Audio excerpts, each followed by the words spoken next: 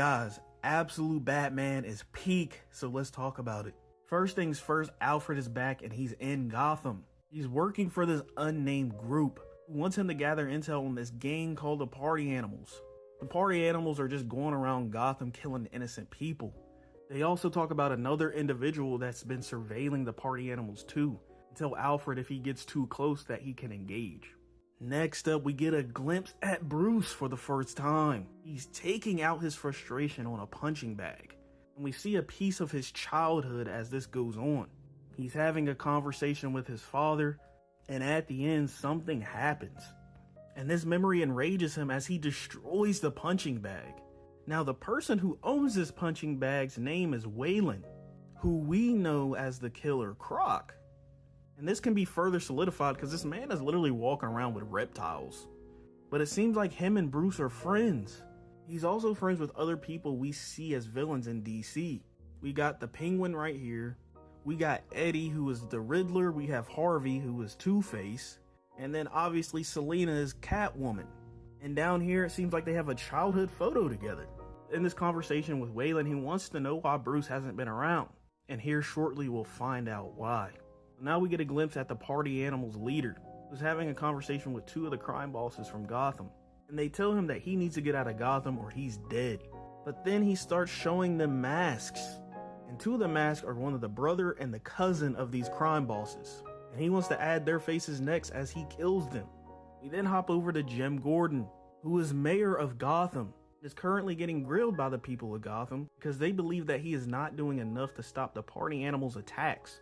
We also see Alfred, who knows that the next target for the Party Animals is this town hall meeting. And the people he works for don't want him to stop the massacre, they just want him to gather intel. And as Jim is getting grilled even harder by the people, the Party Animals strike. Gordon directs their attention to him as they shoot him, and he tells Barbara to get everyone out of there as he's laying on the ground.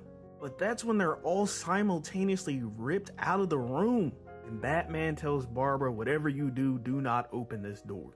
Now, Pennyworth sees that Batman is here, and his employer tells him that if Batman interrupts his intel, to engage him. Now, the Party Animals are confused.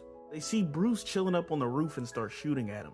That's when he drops a smoke, and he plummets into the chaos. This version of Batman is strong. He sends this first guy flying into a building's window, and throws this other guy into a pole. Not only is he fast, he's agile. The whole time Alfred is ignoring his employer watching Bruce work. He notes all the martial arts he sees Bruce using and the fact that he's very precise with the knives that are on his helmet. He's not stabbing to kill. The Party Animals send out this brute with a cleaver. Bruce then takes out a pole and puts his bat sign on it. And as that brute engages, Bruce cuts off his hand. Tells the other members of the Party Animals, I'm giving you one chance to leave and get out of his way. And as they run away, he subdues the rest of them with an explosion. This is when Alfred finally goes in to engage him. He has a shotgun to his head and pretty much says, I'm gonna take you out before you can even blink. Well, he underestimated this man because he gets kicked, gets his gun snatched, and Batman disappears into the night.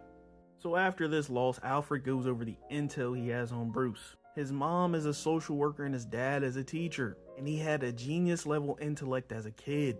And then something tragic happened. The reason why he was taking out his frustration on the punching bag. You see, while on a field trip at Gotham Zoo, a shooter appeared. So Bruce's father got all the children to put them in a closet. And as he's closing the door, he tells Bruce that whatever he hears, don't open the door. And that was the end of his father.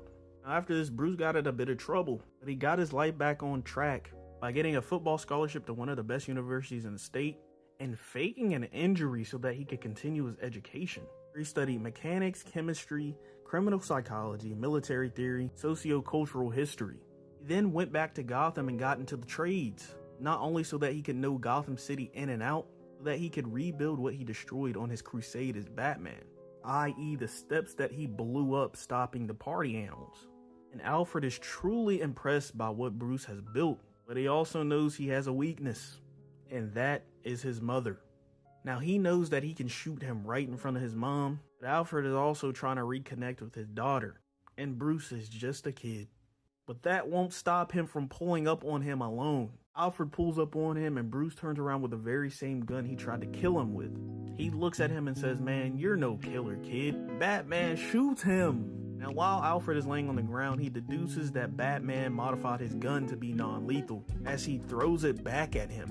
Bruce then steals his bike and drives that thing out of the skyrise that they're in as he glides away in the night, ending the first issue of Absolute Batman. But wait, there's more.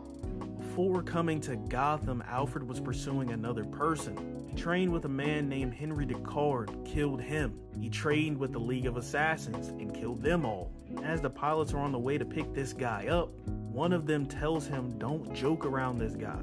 He doesn't laugh at anything." That's why they call him the Joker.